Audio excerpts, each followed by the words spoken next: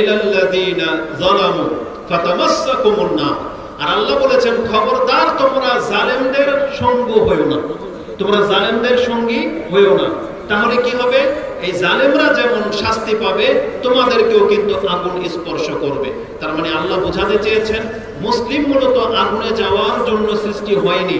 মুসলিমদেরকে আল্লাহ বিনা শাস্তিতে জান্নাত দিতে চান, কিন্তু এই মুসলিম যদি মুসলিম হওয়া সত্ত্বেও যদি কোনো জালেমের সাথে অংশ নেয় জুলুমে, আল্লাহ বলেছেন ফাতামাসসাকুমুন নার, আগুন কিন্তু তোমাকে স্পর্শ করবে। কিন্তু আজকে আমাদের বাংলার জমিনের প্রেক্ষাপট কি?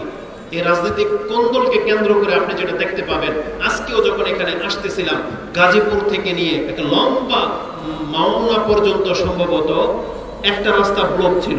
মাত্র 20-30-100 জন পোলাপান মিটিং মিছিলের নামে একটা রাস্তাকে ব্লক করে দিয়ে তারা ওখানে তাদের প্রার্থীর ভোট কালেক্ট করার জন্য বা শোডাউন করার জন্য তারা এখানে জমায়েত হয়েছে। পুরো রাষ্ট্রটাকে তারা অন্ধকারে ঠেলে দিয়েছে। রাস্তার প্রত্যেকটা মুসলিমের হককে তারা নষ্ট করেছে, অথচ তারাও তো মুসলমান ঘরের সন্তান। তারা মানে ইসলামের কোনো একটা শিক্ষা আজকে আমাদের যুবকরা নিচ্ছেন না কেন? আপনাকে এটা কোন নীতিতে কে শিখিয়েছে যে আপনাকে স্কুল কলেজে পড়লেই আল্লাহর বিধানটাকে ছুঁড়ে ফেলে দিতে হবে? ইসলামের বিধানটাকে শুধু মাদ্রাসার ছাত্রদের জন্য, নাকি ইসলামের বিধানটা প্রত্যেকটা মুসলিমের জন্য? আপনি আপনার গরজে স্কুল কলেজে ভর্তি হয়েছেন, ভার্সিটিতে পড়েন আপনার গরজে, আপনি পিএইচডি করতেছেন বিভিন্ন দুনিয়াবি বিষয় নিয়ে, এটা আপনার গরজ। কিন্তু এই কথা আপনি কেন ভুলে গেলেন যে আপনি ভার্সিটিতে পড়েন আর যেখানে পড়েন, মাস্টার্স করেন আর যাই করেন, আল্লাহর বিধান থেকে কিন্তু আপনি মুক্ত না। আল্লাহর বিধান আমেরিকার জন্য যা, সৌদি আরবের জন্য তা, বাংলার জমিনের জন্যও তা। যারা বিধান মানবে তারা নাজাত পাবে, যারা মানবে না তারা কিন্তু চরমভাবে ধরা খেয়ে যাবে। তা আল্লাহ সুবহানাহু ওয়া তাআলা বলেছেন খবরদার তোমরা জুলুমদের জুলুমের সাথে কিন্তু অংশ নিও না, আমাদেরকে নিষেধ করা হয়েছে। রাসূলুল্লাহ সাল্লাল্লাহু আলাইহি ওয়াসাল্লাম কি বলেছেন? ইসলামের মূলনীতি কি?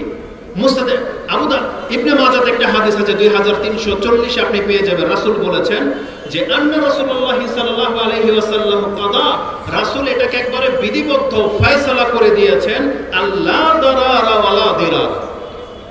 ইসলামের নীতিমালা হলো ক্ষতি করা যাবে না, ক্ষতি সহ যাবে না।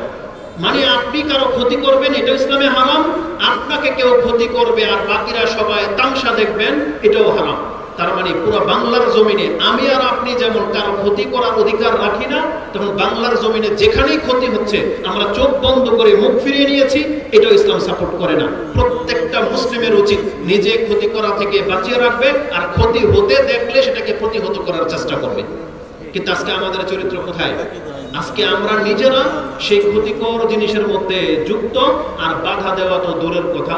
অথচ ইসলাম আমাদেরকে শিক্ষা দিয়েছে লা দারারা ওয়ালা দিরারা, ক্ষতি করাও যাবে না, ক্ষতি সহও যাবে না। আশ্চর্যের বিষয় যেটা বললাম যে আমাদের শিক্ষার সাথে আমাদের চরিত্রের কোনো মিল নেই, অথচ আপনি জানেন অন্যের ক্ষতি হওয়া দূরের কথা, রাসূলুল্লাহ সাল্লাল্লাহু আলাইহি ওয়াসাল্লাম তার চরিত্রটা কেমন ছিল জানেন? আমি আশ্চর্য হয়ে যাই যখন এই দোয়া পড়ি। রাসূলুল্লাহ সাল্লাল্লাহু আলাইহি ওয়াসাল্লাম তিনি নাকি ঘর থেকে যখন বের হতেন বিসমিল্লাহ বলে তো সবাই বের হন, কিন্তু রাসূল তার অন্তরটা কেমন আপনি দেখেন, একজন ব্যক্তি হিসেবে তার অন্তরটা কেমন। তিনি আল্লাহর কাছে দোয়া করতেছেন, এভাবে তিনি দোয়া করতেন, আল্লাহুম্মা ইন্নী আউযু বিকা আন আদিল্লা আও উদাল আও আযিল্লা আও উযাল আও আযলামা আও উযলামা আও আজহালা আও ইউজহালা আলাই। আবু দাউদ, তিরমিজি, ইবনে মাজাহ, নাসাই প্রত্যেকটা কিতাবে হাদিস আসছে উম্মে সালামা রাদিয়াল্লাহু তাআলা আনহা থেকে যে রাসূল যখন ঘর থেকে বের হতেন তখন তিনি আল্লাহর কাছে আশ্রয় চাইতেন, আল্লাহ আমি তোমার কাছে আশ্রয় চাচ্ছি আমি যেন কারোকে গোমরা না করি, মানে আমি যেন কারো গোমরাহির কারণ না হই, আর কেউ যেন আমাকে গোমরা করতে না পারে। আমি যেন কারো উপরে জুলুম না করি, কেউ যেন আমার উপরে জুলুম করতে না পারে। আমি যেন কারো সাথে মূর্খামি না করি, কেউ যেন আমার উপরে মূর্খামি করতে না পারে। আমি যেন কাউকে লাঞ্ছিত না করি, কেউ যেন আমাকে লাঞ্ছিত করতে না পারে। আচ্ছা বলেন তো, একটা মুসলিম যখন ঘর থেকে বের হয় এই চিন্তা করে যে আমি আজকে কাউকে কষ্ট দিতে চাই না, আমি কারো ক্ষতি করতে চাই না, আমি কাউকে গুমরাহ পথভ্রষ্ট করতে চাই না, যার মেন্টালিটি এটা। আর আমাদের চিন্তার মধ্যে ঘুম ভাঙি কাউকে আমরা ক্ষতি করব, কাকে ঠকাবো, কার মালটাকে আমরা বাতিলভাবে গ্রহণ করবো, এটা থেকে আমাদের চিন্তা। অথচ আমাদের নবী মুহাম্মদ সাল্লাল্লাহু আলাইহি ওয়াসাল্লাম তার চিন্তা হলো যে আমি যেন কারো গুমরাহকারী না হই, আমি যেন কারো উপরে জুলুমকারী না হই, আমি যেন কাউকে লাঞ্ছিতকারী না হই, আমি যেন কারো উপরে অত্যাচারকারী না হই। এটা আমাদের নবী আমাদেরকে শিক্ষা দিচ্ছেন।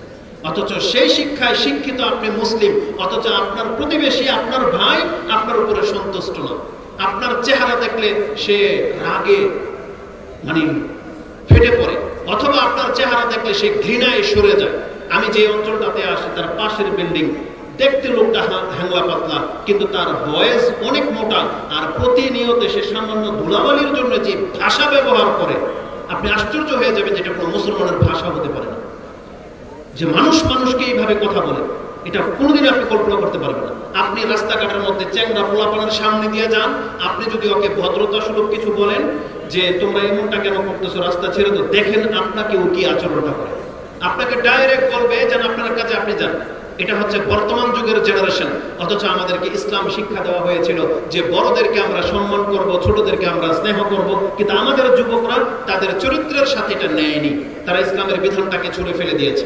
অথচ রাসূলুল্লাহ সাল্লাল্লাহু আলাইহি ওয়াসাল্লাম তিনি এমন এক ব্যক্তি যে ঘর থেকেও তিনি বের হতেন, কোনোদিন কারো ক্ষতি করার নিয়তটাই তার ছিল না। অথচ আমাদের নিয়ত ভালোই হচ্ছে না। যার সাথে লেনদেন করতে যাবেন, আমরা যখন দোকানদারিতে যাই, হুযায়ফা রাদিয়াল্লাহু তাআলা আনহুকে সম্ভবত একটা কথা বলা হয়েছিল যে আপনারা কিভাবে ব্যবসা করেন। তিনি বলেন, আমাদের যুগে আমরা ব্যবসা করতাম, বাকি দিয়ে চলে আসতাম ওই যে খ্রিস্টানদের সাথে। খ্রিস্টানের শাসক তিনি ছিলেন ন্যায়পরায়ণ। যদি কোনো খ্রিস্টান আমার টাকা মেরে দেয়, খ্রিস্টানের শাসকের দায়িত্ব আমার টাকা রিটার্ন করবে, বা আমাদের মুসলিম শাসকের দায়িত্ব আমার টাকা রিটার্ন করবে। আর আমরা যদি কোনো মুসলিমের সাথে ডিল করি, তার মানে এই লোকটা মুসলিম, তাকে আমার সর্বস্ব দিয়ে চলে আসতাম। কেন? কারণ তার ইসলাম, আমার হক আমার কাছে ফেরত দেওয়া হবে। বুখারীতে আপনারা সে হাদিস পড়েছেন না? এক লোকের কাছ থেকে 1000 স্বর্ণ মুদ্রা ঋণ নেওয়া হয়েছিল, তাকে একটা ডেট অনুযায়ী দিতে বলা হয়েছিল। সেই ব্যক্তি এসেছিল, নৌকা ছিল না, আল্লাহর উপরে তার ভরসা এবং তাওয়াক্কুলটা এবং ওয়াদার জবানের এটার পাওয়ার কত একটা মুসলিমের, যে আমি একটা ব্যক্তির সাথে ওয়াদাবদ্ধ। সে জানে না যে তার 1000 স্বর্ণ মুদ্রা ওই ব্যক্তির কাছে পৌঁছবে কি পৌঁছবে না। সে আল্লাহর উপরে তাওয়াক্কুল করে একটা বাঁশের ভিতরে সেই 1000 স্বর্ণ মুদ্রা ঢুকিয়ে দিয়ে সেই দিন নদীতে ফেলে দিয়েছিল। কেন? কারণ তার একটা ওয়াদা আছে, তার মুসলিম ভাইয়ের সাথে তার একটা প্রতিশ্রুতি আছে। এটাকে সে এতটা বেশি ভয় করেছে, আল্লাহ সুবহানাহু ওয়া তাআলা তার এই তাওয়াক্কুলটাকে এমন ভাবে গ্রহণ করেছেন যে সেই বাঁশের টুকরা, কাঠের টুকরা ভাসতে ভাসতে ওই যে ব্যক্তির ওয়াদা ছিল যেই দিন, সেও ওই পারে এসে অপেক্ষমান, তারপরে সে একটা কাঠের টুকরা করবে। এটা হচ্ছে ইসলামের নীতি।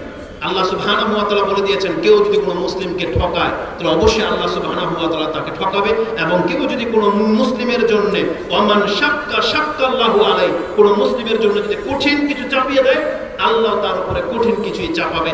এটা আপনি ইবনে মাজার হাদিস 3635 আপনি পেয়ে যাবেন, এবং তিরমিজিতে হাদিসটি 1940 রয়েছে।